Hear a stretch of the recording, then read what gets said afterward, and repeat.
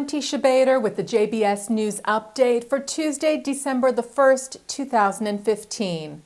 2 stabbing attacks were prevented in the West Bank today. The most recent occurred when a female Palestinian tried to stab an IDF officer near the Jewish settlement of Einav. She was identified as 19-year-old Maram Ramiz Hasuna from Rafidia in Nablus. Hasuna was shot by Israeli security forces during the incident and later died of her wounds. Earlier today, a Palestinian man tried to stab a 35-year-old Israeli man who was standing at a bus stop at the Gush Etzion junction. Elite IDF forces shot the terrorist and killed him. He was identified as 16-year-old Mamoun al-Khatib from the village of Doha in Bethlehem.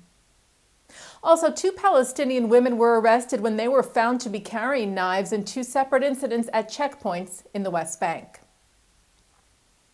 A Jewish extremist convicted of setting fire to a Jewish Arab school in Jerusalem was sentenced today to 3 years in prison. 23-year-old Yitzhak Gabay was, according to Israel's security agency, the Shin Bet, a member of the Jewish extremist group Lehava. He was given 24 months for the arson last year at the Max Rain Hand-in-Hand School, 2 months for illegal possession of a knife, and 10 months for incitement to violence.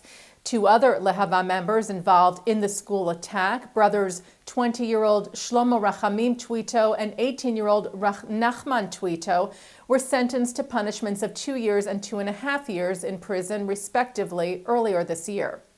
The indictment against the 3 stated that they conspired to set fire to the school to show their opposition to its coexistence efforts. The Attorney General's office in Israel has instructed Western Wall Rabbi Shmuel Rabinovich to include women in the official Hanukkah menorah lighting ceremony at the holy site this year. Deputy Attorney General Dina Zilber wrote to Rabinovich that the exclusion of women would be, quote, unacceptable discrimination.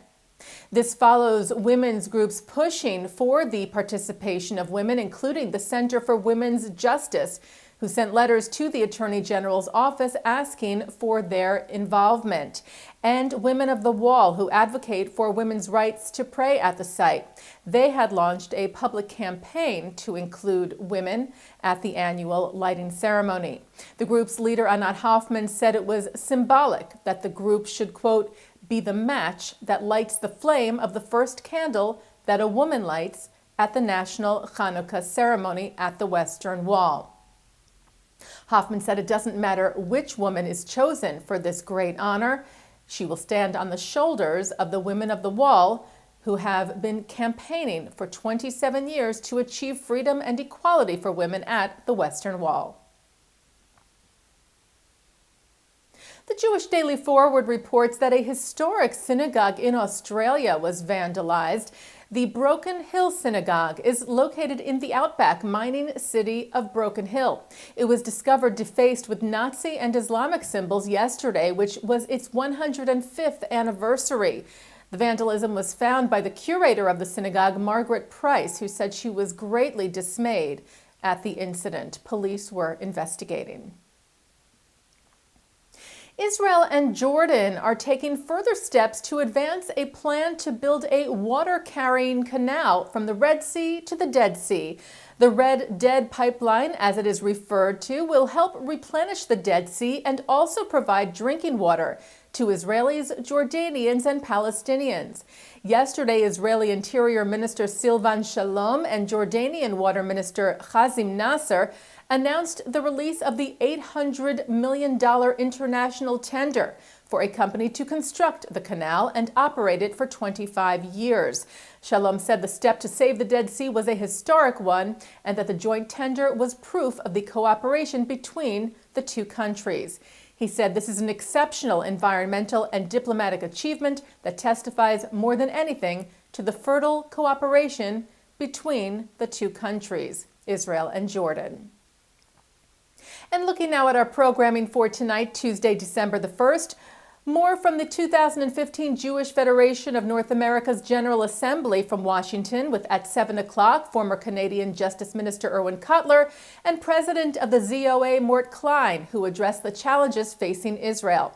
At 7:30, Ambassador Dennis Ross of the Washington Institute for Near East Policy talks about the Iran nuclear deal, the Obama-Netanyahu relationship, and the U.S.-Israeli relationship that Ross addresses in his book, Doomed to Succeed. That's with Jewish Week editor Gary Rosenblatt. Then at 8, U.S. Ambassador to Israel Dan Shapiro talks about the current U.S.-Israel relationship with Managing Director and Editor-in-Chief of the Jewish News Service, Jacob Kamaris.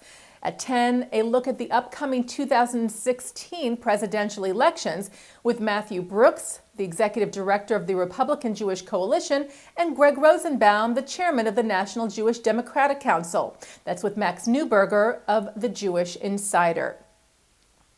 And coming up right after this newscast tonight, In the News with Mark S. Golub. And that's the JBS News Update for Tuesday, December the 1st, 2015. I'm Teisha Bader.